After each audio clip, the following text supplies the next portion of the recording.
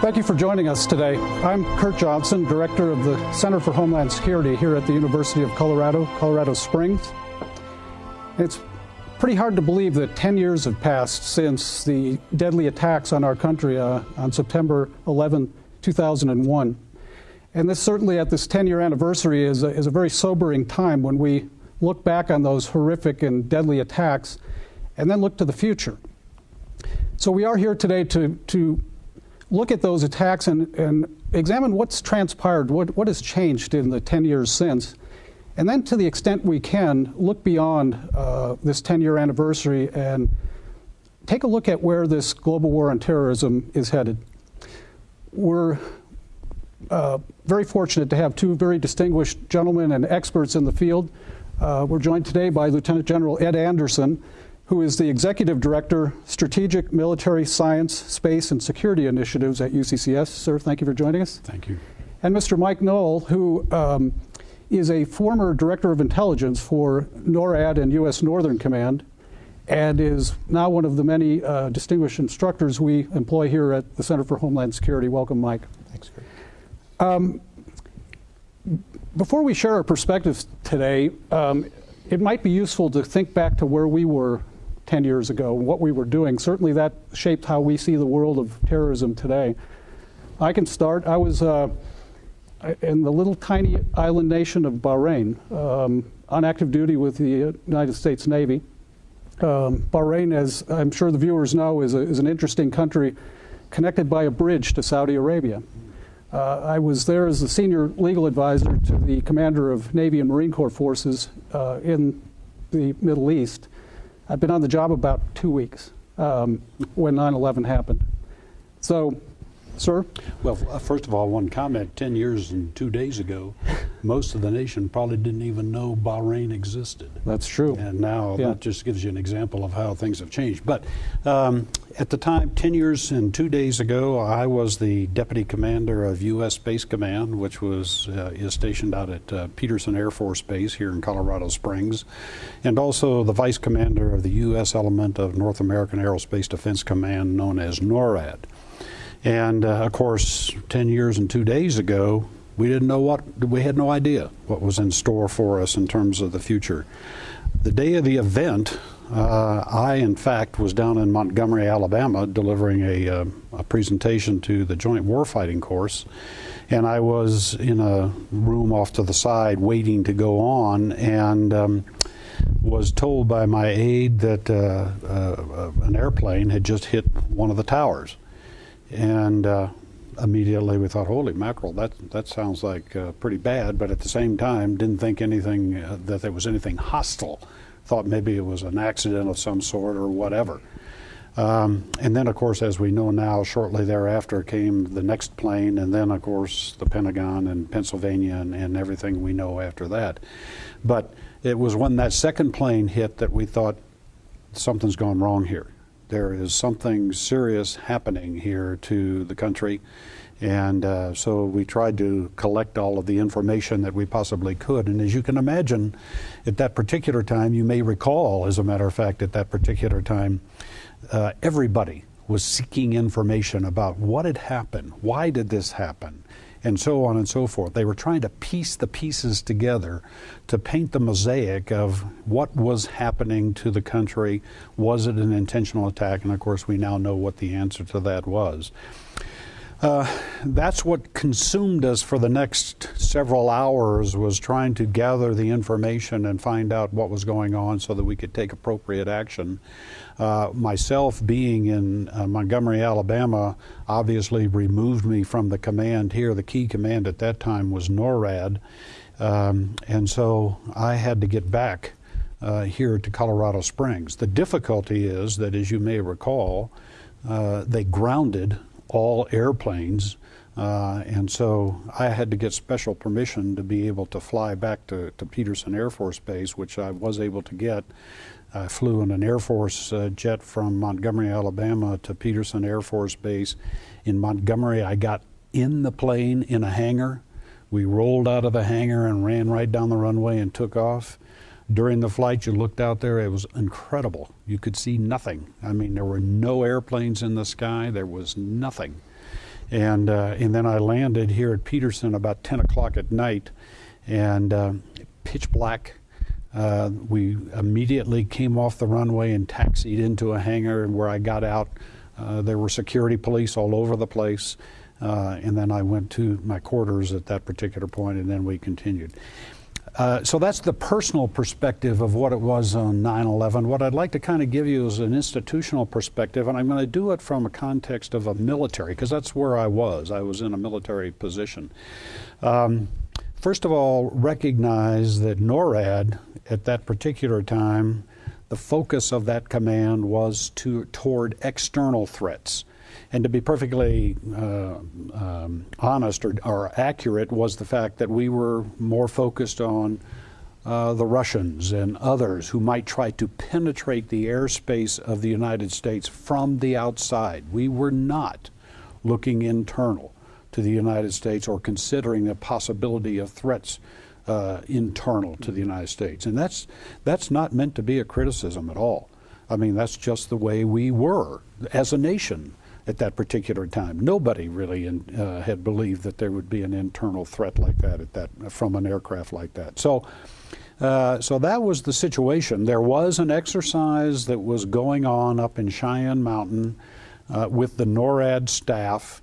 Again, it was an exercise that was primarily focused on an external threat. I mean, it was going on at the time it happened, and which in long run was fortunate, because all the key players were up in the mountain, and they were able to take charge of the incident right away. And NORAD, as you may recall, responded immediately with combat air patrols and so on and so forth, putting up aircraft to look for others.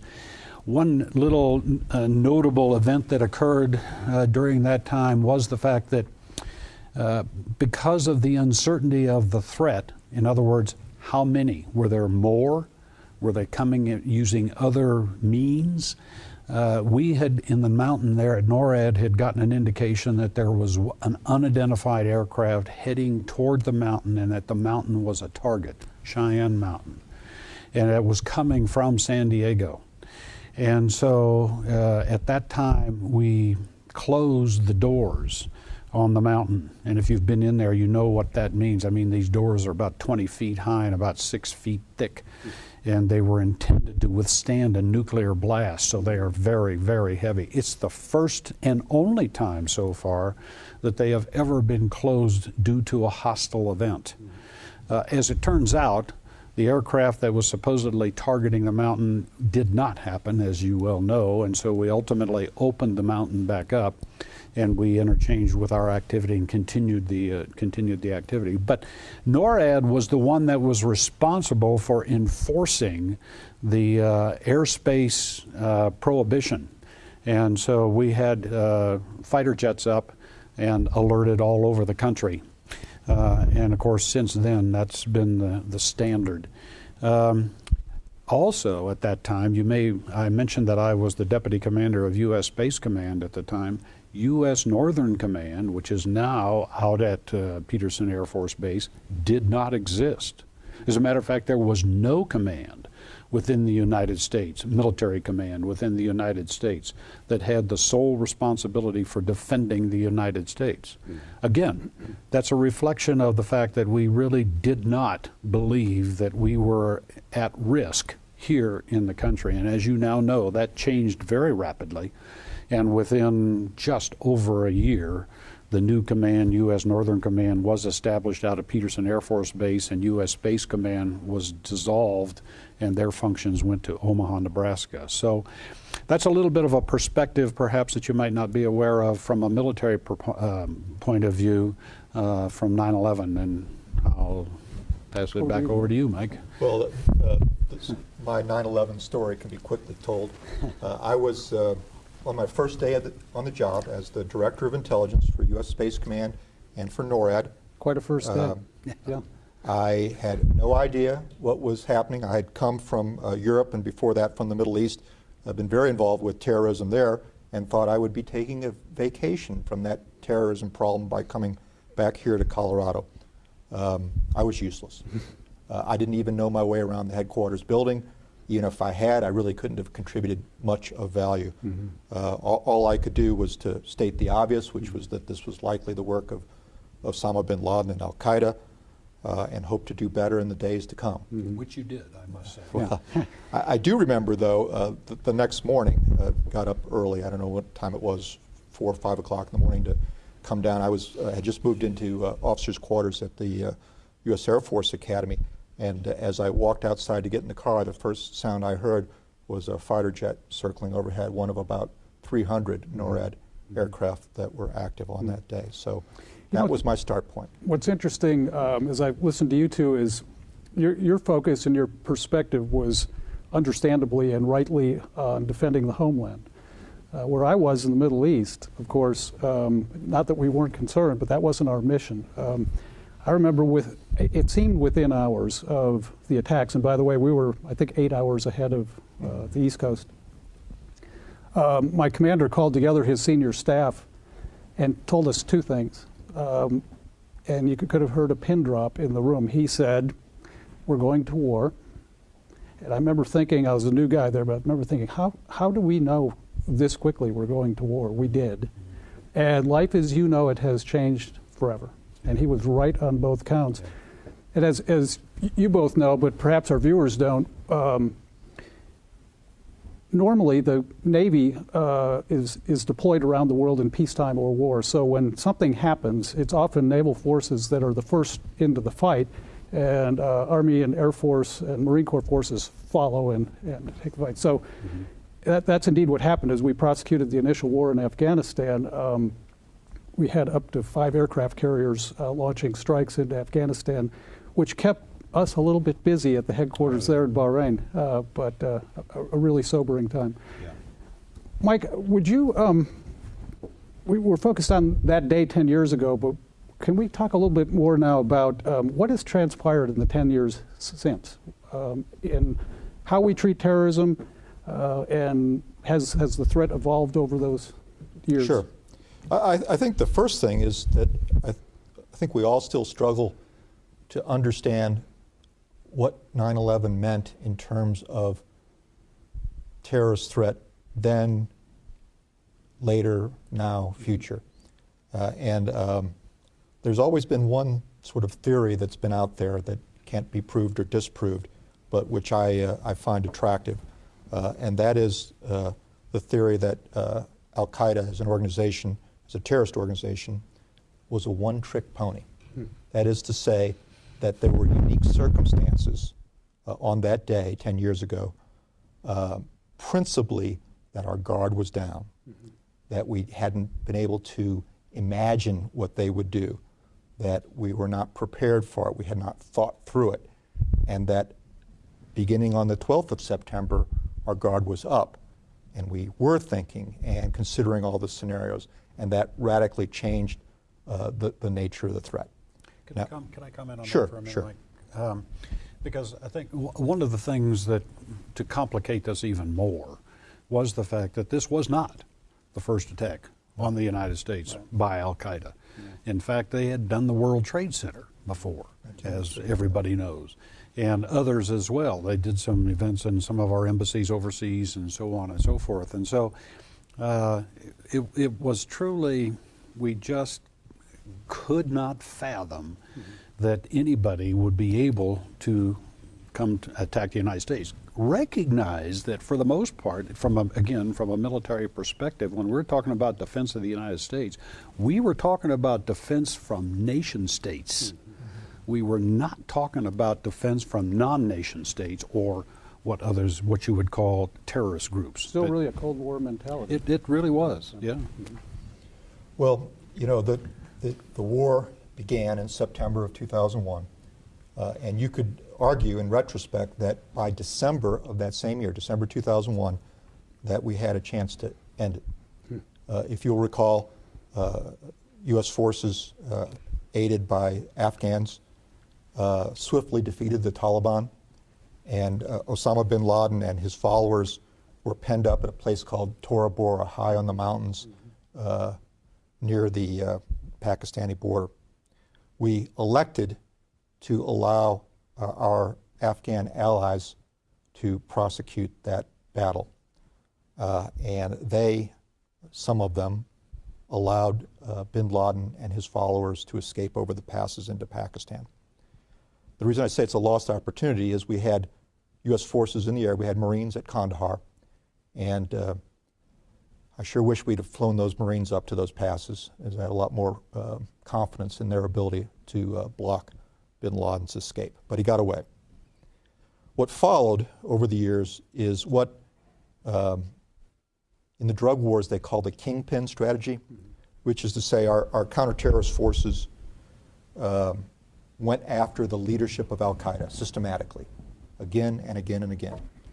Now, none of those events were decisive in and of themselves, but taken in aggregate, it kept knocking al-Qaeda down, particularly the repeated loss of their number 3 person, the chief of operations for al-Qaeda, which meant that plans had to be redone, everything had to be taken up from scratch repeatedly, and so that kept knocking them down.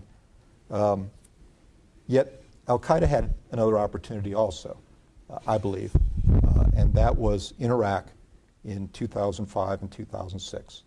As you recall, our invasion of Iraq went very well in terms of the combat phase and very poorly in terms of what's known to the military as Phase 4, the reconstruction phase. It went very, very poorly, and that gave the terrorists an opportunity. Ironically, al-Qaeda, which is an organization which claims to speak for Islam, seized that opportunity by making war on Muslims, specifically Iraqi Shia Muslims, and creating a civil war between the Sunni and Shia Muslim sects in Iraq. But in the end, they failed. They failed for 2 reasons. First, U.S. government changed our strategy into one that was more suitable for the situation. And second, because ultimately the Iraqis rejected al-Qaeda, and particularly Sunni Iraqis rejected them. And so bin Laden had hoped to create a caliphate, the beginning of world rule for radical Islam there in Iraq, and specifically in Anbar province in the west, and he failed. And I think that was a decisive defeat from which I don't think al-Qaeda ever really recovered. Now, that mistake, that defeat, was compounded, in my view, by bin Laden's strategy. Bin Laden made what I'll call Hitler's mistake. And that mistake is making yourself the enemy of everyone. Al-Qaeda didn't just declare war on the United States. They didn't just make war on the Arab states in the Middle East. They took on India. They took on China. One non-state terrorist organization cannot deal with that many nation states at one time. Mike, if I can ask you something along those lines. As I recall, the original al-Qaeda strategy was to get U.S. forces out of the Holy Land, out of the Middle East. At some point, that evolved into a world. It became sort of a megalomania. Yeah. Basically, their strategic goals evolved to wanting to have control, at a minimum, of any land that had ever been Muslim. So, for example, they wanted Spain back. They wanted India. They wanted to make war on anyone who opposed them in any way. Now,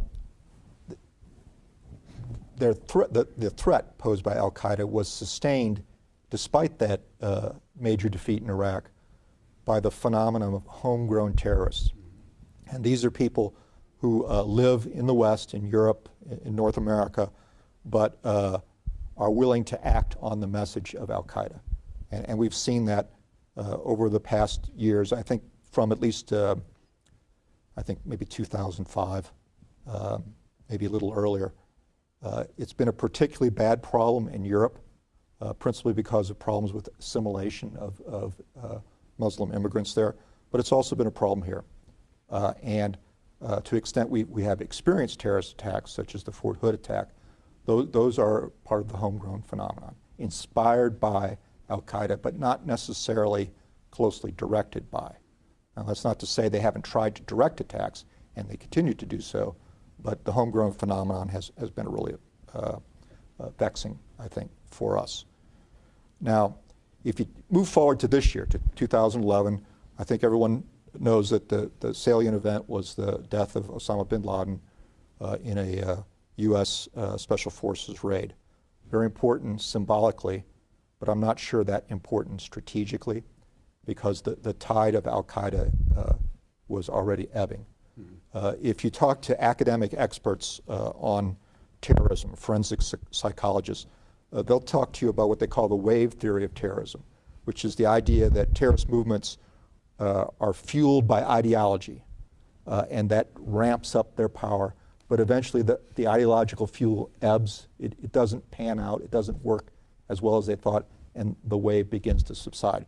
Some will go further and say these waves last about 40 years. And if you look at Islamic terrorism and you take as a start date the Iranian Revolution in 1979, well, you can see that we've got about a decade to go, maybe a little less. And I think that's a fair characterization. The problem is, even if al-Qaeda has been strategically defeated, even if the tide is ebbing, that doesn't mean the threat is gone, and it won't be gone. They may not be able to win, but they can still kill.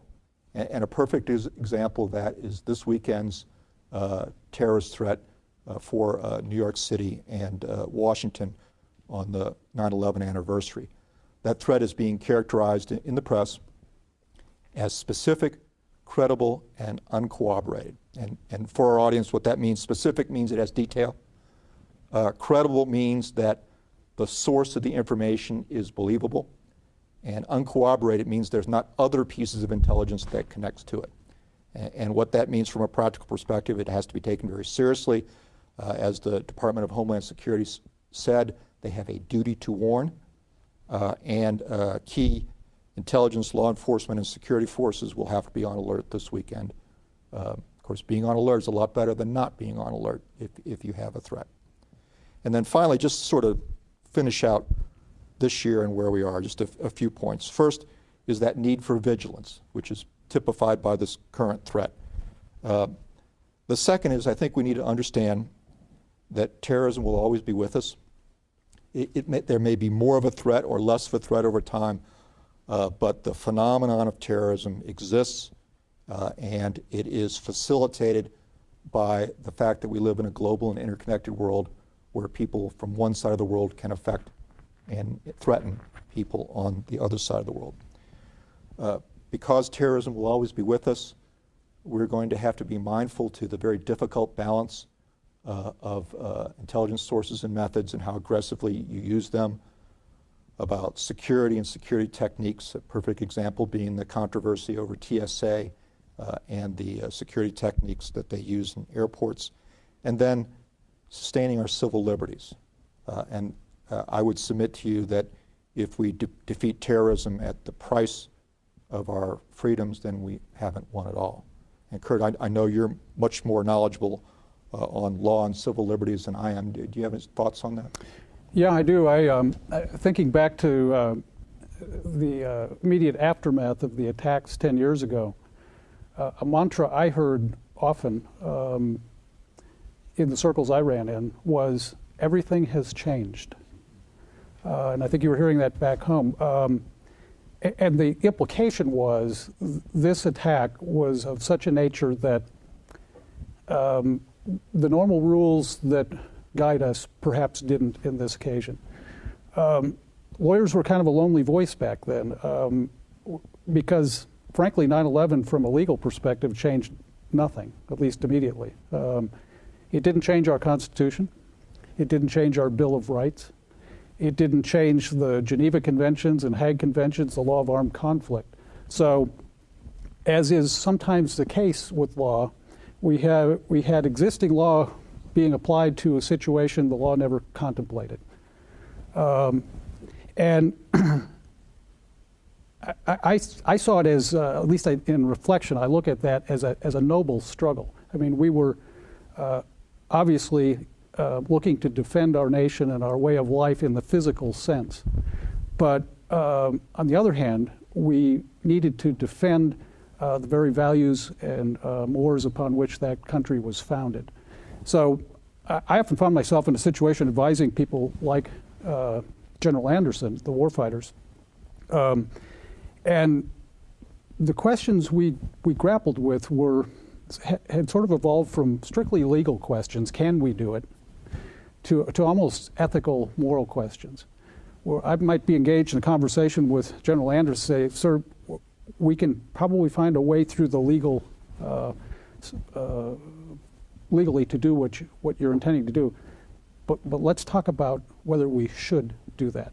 What are the long-term consequences, second and third order effects, and do we want to look back 10 years later and realize we have not struck the right balance between defending ourselves and defending our civil liberties, that noble struggle. And I guess I'm curious, sir, from your perspective, have we achieved about the right balance? I think it's work in progress, Kurt. I really do. I mean, you're absolutely correct. It was and continues to be a huge challenge as we go forward. I did want to make one point, though, in context of what you're saying here, and that is with regard to Northern Command, because there's a misunderstanding, I think, in large part, or by a large body out there, and that is the fact that Northern Command's responsibility is for homeland defense. Homeland Security is the responsibility of the Department of Homeland Security. So to perhaps oversimplify this, anything again outside the shores of the United States, that falls under the responsibility of U.S. Northern Command. Anything internal to the United States falls under the responsibility of the Department of Homeland Security. U.S. Northern Command is there to help if requested. And that's a very important if, and we made sure that was institutionalized right from the very beginning, is that we were there, Northern Command was there to support, and that was a big issue, particularly from a legal perspective. They also have responsibility for support to civil authorities.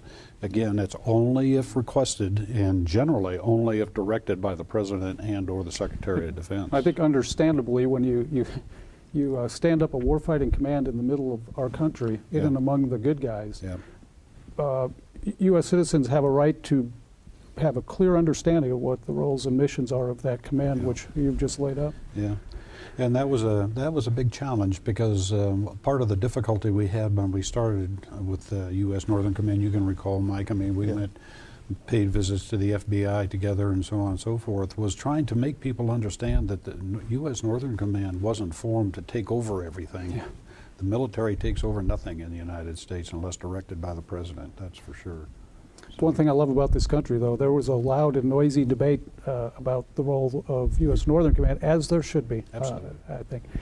Sir, if we could shift gears a little bit, Mike's done a very credible and interesting job of telling us what happened the last 10 years, and understanding you don't have a crystal ball, but with your experience, can you help us look into the future? Where are we headed?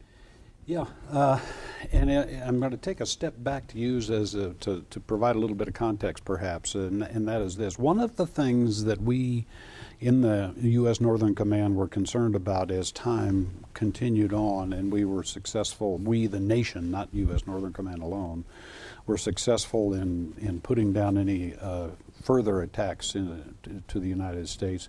What we became concerned about was complacency on the part of the public.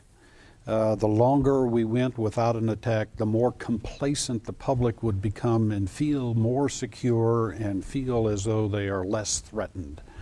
And in fact, that's not the case, as we've seen on a couple of isolated examples, and I do see that to be the future. But and I'll give you an example, and I'm using myself as the example. The other day I was on I-25 heading north, and just past Academy exit, and there was a small white car that was in front of me going in the left lane, going just below the speed limit, and so I'm following him and watching him, and as I'm going along, I'm watching this guy, and what he's doing is he's got his, what I think was a cell phone, but he was holding it up like this, taking pictures, driving at about 70 miles an hour, holding it up, taking pictures. Of course, the academy's over here on the left, as well as the solar panels and so on and so forth, as he's going along. I mean, it's not scenic stuff, that's for sure.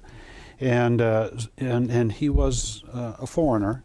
And so I took his license plate number and then called the State Patrol right there as we were going. And so, you know, whatever happened from that, I don't know. The point is this, is that we've got to maintain vigilance, as Mike said earlier, constantly. That's one of the many changes that has happened to each of us as an individual since 9/11. We've got to be looking for those kinds of things happening here. That's one of the major ways. We can't just believe that it's going to be the law enforcement agencies or the military who are going to be able to provide the security. Security of this nation is a national public responsibility. So I've made that commercial, and let me get off of that if I could for a few minutes. And let me now go to a little different thread here. As Mike mentioned, and as we all know, with the death of Al-Qaeda, I'm sorry, not Al-Qaeda, but Osama bin Laden, there again, that sort of feeds the complacency that could develop as a result of that. But the fact of the matter is that there are others who do take their place, as we know. And right now, the individual's name is Zawahiri, and you're hearing his name spoken today as being involved in this current threat that's been identified for this weekend. My feeling is this, that, with regard to the future, and particularly with regard to the threat to the nation. The idea of attacking the United States still exists, let there be no doubt. And Al-Qaeda still exists. You've got to be very, very careful that we don't underestimate the enemy here. They are adaptable. They've identified that. The fact that they have existed for 10 years now shows that they are adaptable, even with our very effective targeting and killing of leadership. They're still there. And my belief is that what we're doing is we're causing them to go deeper so that they can now continue their work, but they're much more sensitive to their own vulnerabilities and trying to protect themselves so that they can continue to do what they want to do. And so the threat has not gone away. Now, how is that going to manifest itself? Don't know. But one of the things you got to remember also is the fact time means nothing to these folks. I mean, what's important to them is success. And so they will plan and plan and plan in great detail, no matter how long it takes them, to try to do something. Now, I don't want to be said here that the sky is falling and everything like that. I'm not trying to convey that at all. I have no idea as to exactly when, where, or if the nation will be attacked again. And then certainly everybody and everything is being done to prevent that. But our lives have changed, and our lives will continue to change, and we will continue to live under this particular threat. I'll give you another example of some recent events here that I think bother me a little bit, and that's Iraq.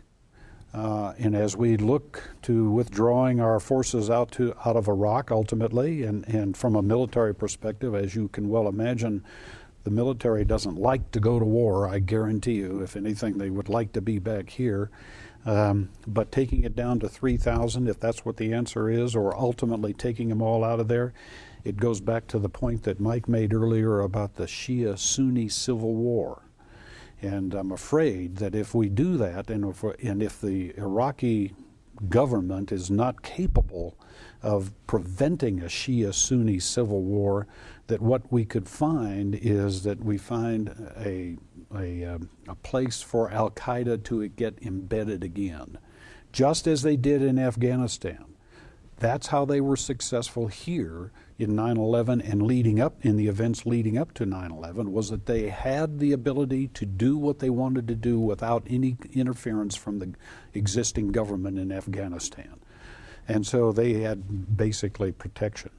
And so if they can achieve that again, and have the ability then to do that kind of planning and that kind of thing, then we're going to have trouble. So how things are going to go in Iraq, I don't know. I'm not trying to suggest that I would say that we don't need to get anybody out of there. We need to get our forces out of there. There's no doubt about it, but we need to be sure that what we leave behind, in fact, is capable of preventing that civil war. So that's a little bit of a view, perhaps, of how things might go in the future. I know I'm painting it as gloom and doom. That's not what I'm trying to do for you, is to tell you, be alert and don't hesitate to report something. If you see something that just doesn't feel right to you, do it. There's no harm in doing it, that's for sure. You may have done something good. You know, General, as I listen to you, I have to comment. It reminds me of so many times you and I, across the table in the morning at the headquarters, I would come to you with the most likely enemy course of action, and you would challenge us with the most dangerous enemy course of action. And of course, if you're going to provide security for the country, you've got to go back and forth between those 2 points of view. Yeah, You know, part of being alert and being ready is being educated, right? Yeah. And I'd like to close just by talking a little bit about the Center for Homeland Security, which is dedicated to education and research in these very critical fields of homeland defense and homeland security.